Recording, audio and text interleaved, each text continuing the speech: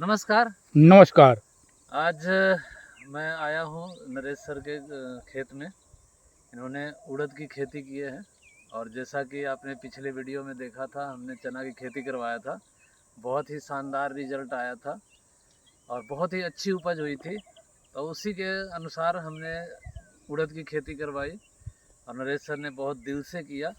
तो ये उड़द अभी 40 दिन का हुआ है और 40 दिन में जो इसकी ग्रोथ है वो आप देख सकते हैं। ये पूरी खेती है उड़द की, जो आप देख सकते हैं एक समान है, यानी ना कहीं छोटा है ना कहीं बड़ा है, एक समान है। इसका रंगत आप देख सकते हैं और इसकी ग्रोथ देख सकते हैं।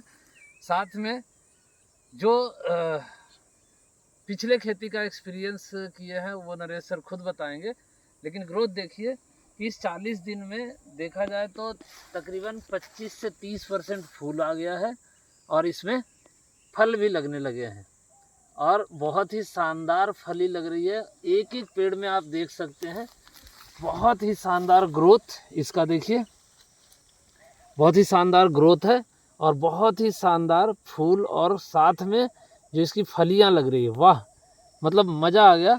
अब इसके बारे में थोड़ा सा मैं नरेश सर से पूछूंगा, लेकिन उससे पहले देखिए इस पूरे खेती को मैं एक बार आपको दिखाता हूँ कि किस तरीके का। ये देखिए, अब नरेश सर से थोड़ा बात करते हैं।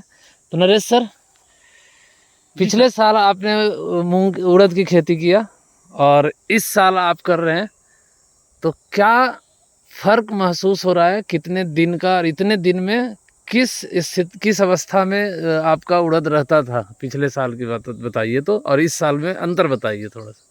देखिए सर, जो इस साल उड़द की खेती की गई है वो इंडिया गो का जो भी जितने भी प्रोडक्ट है उसका इस्तेमाल किया। और जो मैं पिछले साल किया था वो उसमें मैं अपनी पारंपरिक खेती किया था। तो इतनी उम्र में जैसे अभी इसमें फूल आने लगा है, ये 40 दिन का अभी उड़द हुआ है और इतनी उम्र में उसमें अभी इतने इतने बड़े झाड़ भी नहीं हुए थे। पिछले साल का मैं बता रहा हूँ रिकॉर्ड। और इस साल के इस उड़द को देखने में मेरे को ये लग रहा है कि पिछले साल से मेरे उड़द 10 दिन शायद पहले भी कट जाएंगे। और जो ग्रोथ है, जो फूल आ गया है, ये मेरे प्रोडक्ट की ही वजह से ये ऐसा हो रहा है। ओके, अच्छा, और इसके फसल को और इसके फूल और फल को देखते हुए कैसा महसूस हो रहा है? इसको फसल को देखते हुए भी और इनकी जो ग्रोथ है, ग्रोथ को देखते हुए भी पिछले साल मेरा निकला था 1 एकड़ में 7.5 कुंटल निकला था। लेकिन इस साल मेरे को इसको देखने से ऐसा एहसास हो रहा है, क्योंकि इसका रिजल्ट मैं चनों में जब ले लिया हूँ तो मेरे को ये लग रहा है कि ये 1 एकड़ में 10 कुंटल से कम नहीं निकलेगा। तो क्या कहेंगे इंडिया ग्रो प्रोडक्ट के? क्योंकि आपका रेगुलर पिछले फसल में, फिर इस फसल में जो एक्सपीरियंस कर रहे हैं इंडिया ग्रो प्रोडक्ट को लेके, उसके बारे में क्या कहना है आपको? उसके बारे में यही कहना है कि यदि हमें कोई भी फसल की यदि उपज लेना ही है, ड्यूल ही उपज लेना है और हमें केमिकल कम करना है। वैसे तो इस उड़द की खेती में केमिकल डलता नहीं है, डीएपी नहीं डलती है, लेकिन यदि हमें कम करना है, जहर से बचना है, तो हमें इस पारंपरिक खेती को छोड़ करके हमें भूवस्त्र है, ग्रो मैजिक है, इन सारी चीज़ों को, प्रोडक्टों का इस्तेमाल करते हुए भी हमें अपनी उपज को दूनी करना है और हमें नशे से मुक्त भी होना है, जहर मत खाना है। तो अब तक जो आपने प्रोडक्ट का यूज किया, क्या क्या कैसे कैसे किया और किस वक्त में किया, वो बता सकते हैं? हाँ अवश्य बता। ये बोनी के समय पे मैंने इस उड़दों को बाकायदे बीज उपचार किया। बीज उपचार करने के बाद में 25 दिन के करीब करीब के अंतराल में मैंने इसका ऑलिव का स्प्रे किया। और बोनी के टाइम पे क्या डाले? बोनी के टाइम पर पे मैंने इनका वो किया, उपचार किया। ओके, भूवस्त्र भूवस्त्र भी डाला, ग्रो मैजिक भी डाला, मॉडिफाई भी डाला।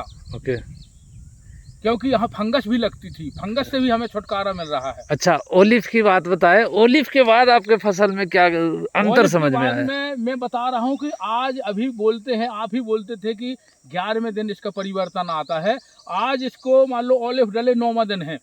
ओके, और 9वें दिन में भी मेरे को ऐसा परिवर्तन दिख रहा है कि सारे एक से झाड़ दिख रहे हैं, पूरे एकदम पत्ते एकदम चढ़े हुए हैं। अच्छा, बताते हैं कि जब केमिकल डालते हैं तो फसल में कलर आता है, तो जहाँ तक मुझे अंदाजा लग रहा है इस फसल में कोई केमिकल, कोई यूरिया, कोई डीएपी वगैरह तो डला नहीं है, नहीं नहीं नहीं, कोई लेकिन नहीं डला कलर है। कैसा है? और इसमें तो ये ऐसा लग रहा है कि जैसे यूरिया के छिड़काव से कलर आता है, उसी प्रकार से हमें उससे ज़्यादा कलर इसमें समझ में आ रहा है ऑलिव में। अब इस फसल को देख कर आपको कैसा महसूस होता है? महसूस यह हो रहा है कि अगर हमारी बड़ी बेहतरीन बोनी सही हुई है, झाड़ सही है, ग्रोथ सही है, तो पैदावारी के लिए हम लोग तो कर ही रहे हैं, तो पैदावारी की हमें उम्मीद ज़्यादा है कि पैदावारी मिलनी चाहिए।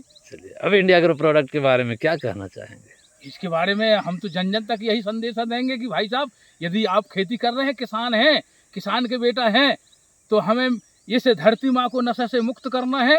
और इंडिया ग्रो के जितने भी प्रोडक्ट हैं हमारे किसानी कार्य में आते हैं, ताहे दिल से उनका इस्तेमाल कीजिएगा, अपने परिवार को खुशहाल रखिएगा और से दूनी उपज करके और मार्केट में दूने दाम लीजिएगा। लेकिन आपके रिजल्ट, चने का रिजल्ट मिलने के बाद भी लोगों को लगता है प्रोडक्ट महंगा है, तो उसके बारे में क्या बोलेंगे? उसके बारे में क्या है सर, ये तो देखिए, आप भी जानते हैं, यदि मैं हाथ में एक आम भी लिया हूँ और इस आम का स्वाद मैं चख लिया हूँ कि बहुत मीठा है, और मैं आपसे बोलूँगा कि सर ये बहुत मीठा आम है, तो आप 100% सत्य नहीं मानेंगे, क्योंकि आपने चखा नहीं है। तो किसानों की यही चेष्टा है कि जब तक हम स्वयं अपने ही हाथों से उपज नहीं लेंगे, जब तक हम आपका विश्वास नहीं करेंगे। बात ये है।